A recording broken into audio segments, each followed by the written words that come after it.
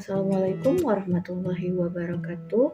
Terima kasih atas kesempatan yang telah diberikan. Yang terhormat Bapak Ibu Penguji, serta yang saya hormati Bapak Dr. Handes Nurdin Yunus, ST, SH, MMH, selaku coach, serta Bapak Said Syarif Salahuddin, SEMM, selaku mentor. Pada kesempatan kali ini saya akan memaparkan mengenai rancangan aktualisasi saya. Saya sendiri bernama Mutia Fadila Syam, saat ini bekerja di Disperindakob Kabupaten Pidijaya, merupakan peserta Latsar CPNS tahun 2023, angkatan kedua kelompok ketiga. Adapun judul dari rancangan aktualisasi saya yaitu optimalisasi penggunaan kemasan produk makanan dan pangan IKM sesuai standar di Kabupaten Pidijaya. Adapun yang melatar belakangi kegiatan ini yaitu yang pertama menerapkan core value ASN berakhlak yang sejalan dengan Undang-Undang Nomor 5 Tahun 2014 tentang Aparatur Sipil Negara yang mengamanatkan kepada setiap instansi pemerintah untuk wajib memberikan pendidikan dan pelatihan terintegrasi bagi calon pegawai negeri sipil atau CPNS selama 1 tahun masa percobaan. Yang kedua yaitu minimnya penggunaan kemasan produk makanan dan pangan yang sesuai standar oleh pelaku IKM. Hal ini dapat terlihat bahwa masih banyak pelaku IKM di Kabupaten Pidijaya yang menggunakan kemasan seadanya untuk produk-produk makanan dan pangan yang mereka produksi. Berdasarkan permasalahan tersebut, maka dilakukan suatu tindakan yang bertujuan untuk optimalisasi penggunaan kemasan produk makanan dan pangan IKM sesuai standar di Kabupaten Pidijaya yang bertujuan untuk dapat meningkatkan minat beli konsumen untuk produk-produk lokal. Adapun manfaat dari kegiatan ini yang pertama bagi peserta Latsar yaitu rancangan aktualisasi ini dapat mencerminkan tindakan berakhlak dalam melaksanakan tugas dan fungsi sebagai ASN yang profesional dan berintegritas melalui manajemen ASN dengan perspektif manajemen ASN dan smart ASN. Bagi Disperindakob yaitu terlaksananya penerapan pelayanan masyarakat berbasis tatap muka dan digital pada Disperindakob Kabupaten Pidijaya, sehingga mendukung terwujudnya misi Disperindakob yaitu terwujudnya masyarakat industrialisasi dalam wadah koperasi yang mampu bersanding dalam perdagangan berbasis sumber daya manusia produktif, mandiri, serta berdaya saing. Adapun bagi masyarakat sendiri, rancangan aktualisasi ini dapat menjadi salah satu langkah dalam meningkatkan pelayanan publik, khususnya dalam hal penggunaan kemasan produk makanan dan pangan yang sesuai standar. Sementara itu, tujuan dari kegiatan ini yaitu yang pertama, mampu mengimplementasikan nilai-nilai dasar ASN yaitu berakhlak, orientasi pelayanan, akuntabel, kompeten, harmonis, loyal, adaptif, dan kolaboratif dalam kehidupan sehari-hari dan dalam melaksanakan tugas dan tanggung jawab sebagai ASN. Serta yang kedua, membantu tercapainya optimalisasi penggunaan kemasan produk makanan dan pangan IKM sesuai standar di Kabupaten Pidijaya dengan mengaktualisasikan nilai peran dan kedudukan ASN melalui manajemen ASN dan smart ASN. Berdasarkan pengamatan yang telah saya lakukan selama bertugas di Disperindakob Kabupaten Pidijaya, terdapat 3 isu yang dapat diangkat. Yang pertama yaitu minimnya penggunaan kemasan produk makanan dan pangan yang sesuai standar oleh pelaku IKM. Yang kedua, rendahnya pengetahuan IKM terhadap pendaftaran merek dan hak paten. Serta yang ketiga, inventarisasi dokumen masih dilakukan secara manual. Selanjutnya, berdasarkan ketiga isu tersebut, menggunakan matriku USG dilakukan pemilihan isu utama, di mana minimnya penggunaan kemasan sesuai standar oleh pelaku IKM memperoleh nilai akumulatif sebesar 13 poin, sehingga menjadi prioritas utama dan pertama untuk dapat ditanggulangi secepatnya. Selanjutnya, berdasarkan isu yang terpilih, dicari akar penyebab isu tersebut menggunakan fishbone diagram. Sehingga diketahui terdapat 4 faktor utama penyebab minimnya penggunaan kemasan yang sesuai standar oleh pelaku IKM.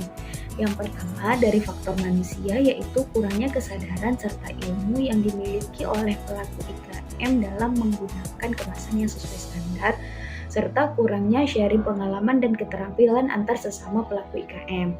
Dari faktor material yaitu kurangnya akses atau fasilitas yang dimiliki dimiliki oleh para IKM dalam menggunakan dan mendesain kemasan. Selanjutnya, dari faktor metode yaitu pemanfaatan teknologi canggih yang belum optimal serta proses desain memerlukan waktu yang lama. Adapun faktor terakhir yaitu money atau biaya, yaitu terdapatnya keterbatasan biaya yang dimiliki oleh para pelaku IKM. Seperti yang kita ketahui saat ini, terkadang produk-produk yang mereka produksi hanya dipasarkan di lingkungan sekitar, sehingga tidak memungkinkan mereka untuk menggunakan kemasan yang sesuai standar.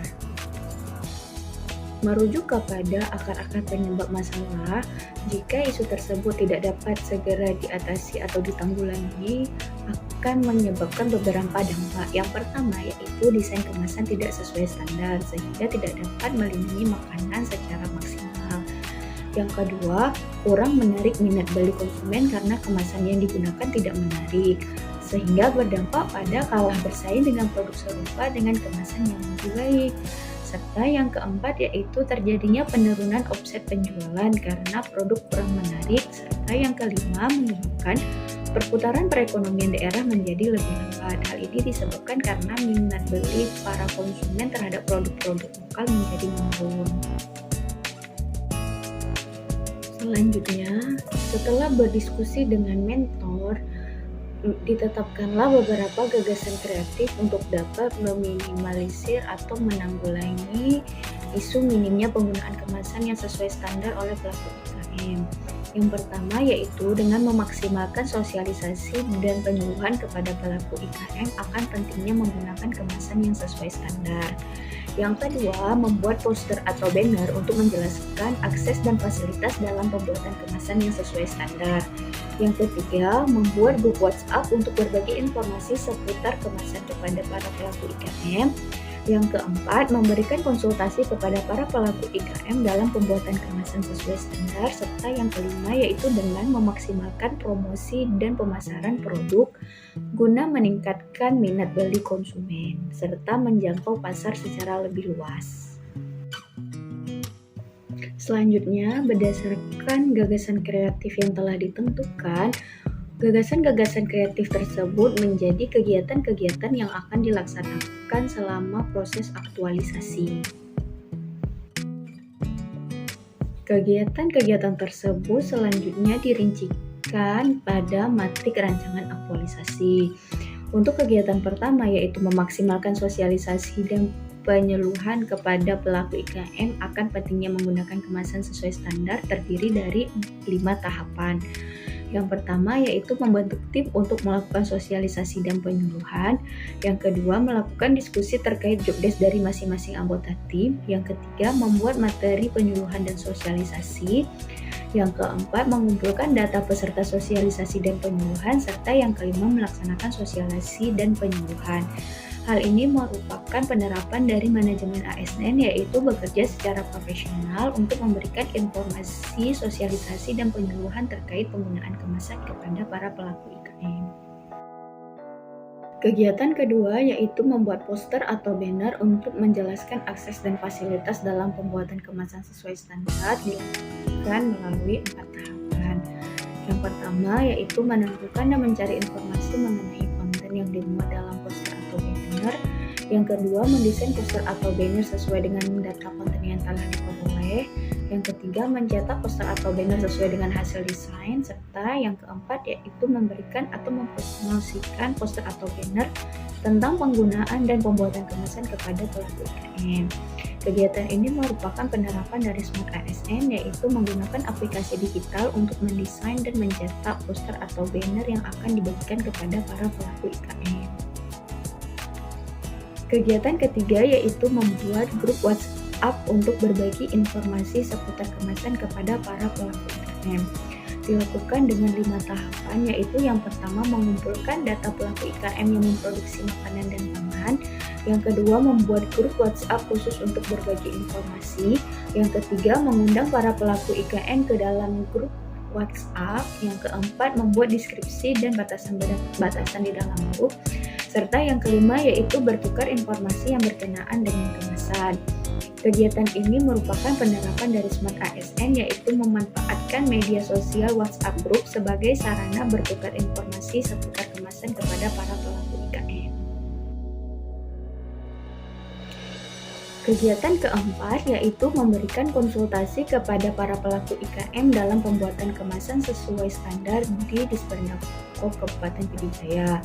Dilakukan melalui 4 tahapan, yaitu yang pertama menyediakan ruang atau meja khusus untuk memberikan konsultasi kepada para pelaku IKM.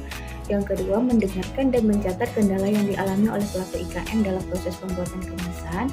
Yang ketiga, mengkaji kendala yang dialami oleh pelaku IKM dalam proses pembuatan kemasan. Serta yang keempat yaitu memberikan konsultasi kepada para pelaku IKM baik secara tatap muka maupun secara daring. Hal ini merupakan penerapan dari manajemen ASN yaitu bekerja secara profesional untuk memberikan konsultasi terkait penggunaan kemasan kepada para pelaku IKM. Kegiatan kelima yaitu memaksimalkan promosi dan pemasaran produk IKM guna meningkatkan minat beli konsumen dilakukan dalam 4 tahapan.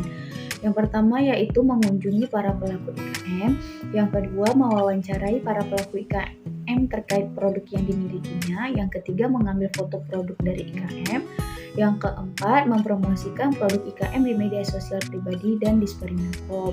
Hal ini merupakan penerapan dari Smart ASN yaitu memanfaatkan media sosial berupa WhatsApp dan Instagram untuk mempromosikan produk IKM guna menjangkau pasar dan konsumen secara lebih luas.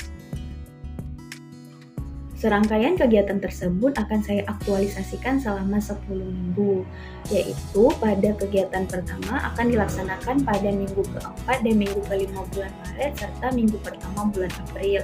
Untuk kegiatan kedua akan dilakukan di minggu pertama dan minggu kedua bulan April. Untuk kegiatan ketiga akan dilaksanakan pada minggu ketiga bulan April. Untuk kegiatan keempat akan dilaksanakan di minggu keempat bulan April serta minggu pertama dan minggu kedua di bulan Mei. Adapun kegiatan kelima akan dilaksanakan di minggu ketiga dan minggu keempat bulan Mei. Demikian seminar rancangan aktualisasi saya. Lebih dan kurang saya mohon maaf. Wassalamualaikum warahmatullahi wabarakatuh.